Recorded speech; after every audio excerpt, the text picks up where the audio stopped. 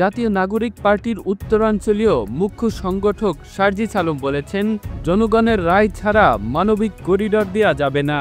তিনি বলেন, এই ধরনের গুরুত্বপূর্ণ সিদ্ধান্ত সরকার একা নিতে পারে না। পঞ্চগড়ের অটোয়ারী উপজেলার ১২ আউলিয়ার মাজারে ওরস উপলক্ষে আয়োজিত মেলা পরিদর্শন শেষে স্থানীয় সাংবাদিকদের সঙ্গে মতবিনিময়ের সময় এসব কথা বলেন তিনি। গতকালকে আমরা দেখলাম যে আব্দুল হামিদ যে রাষ্ট্রপতি ছিল, উনি গতকালকে দেশ ছেড়ে পালিয়েছেন। তিনি পালিয়েছেন না, তাকে পালাতে দেয়া হয়েছে।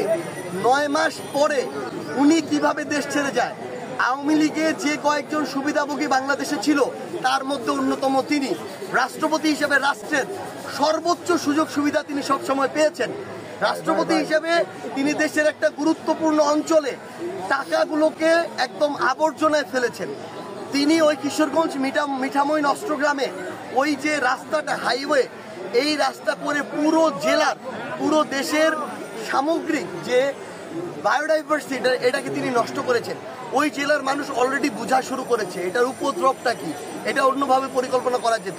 তো ক্ষমতার অপব্যবহার করে তিনি কত কিছু করেছেন তার প্রমাণ অনেক জায়গা আছে। সেই মানুষ এই দেশ ছেড়ে পালিয়ে যায় ৯ মাস পরে। এটা এই অন্তর্বর্তীকালীন সরকারের সবচেয়ে বড় ব্যর্থতা, এবং এর জন্য আমি মনে করি যে প্রফেসর ডক্টর মোহাম্মদ ইউনূস স্যারের সরাসরি জবাবদিহি করা উচিত। ডক্টর আসিফ নজরুলের সরাসরি জবাবদিহি করা উচিত যে কিভাবে ৯ মাস পরে আব্দুল হামিদ দেশ ছেড়ে পালিয়ে যায়। তিনি অভিযোগ করে বলেন, অন্তর্বর্তীকালীন সরকার দেশের গুরুত্বপূর্ণ বিষয়ে অবহেলা করছে। পার্বত্য চট্টগ্রামের মতো স্পর্শকাতর এলাকায় করিডর দেওয়ার আগে জনগণ এবং রাজনৈতিক দলগুলোর সম্মতি নেওয়া জরুরি।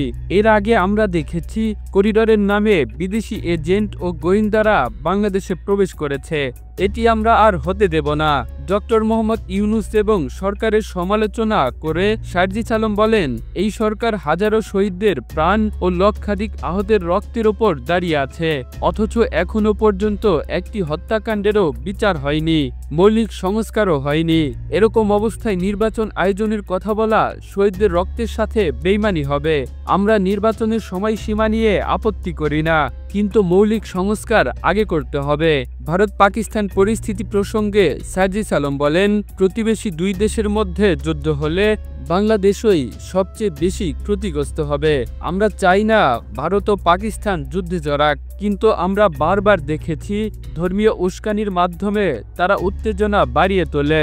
ভারতের প্রধানমন্ত্রী নরেন্দ্র মোদীর বক্তব্য ও আচরণে উগ্র সাম্প্রদায়িকতার ইঙ্গিত পাওয়া যায়। আবার কোনো প্রমাণ ছাড়াই পাকিস্তানকে দায়ী করাও অন্যায়। আন্তর্জাতিক ষড়যন্ত্র রুখতে বাংলাদেশে সরকার বিরোধী শক্তির ঐক্য জরুরি। Kamrul Islam, the news Bangladesh, national desk.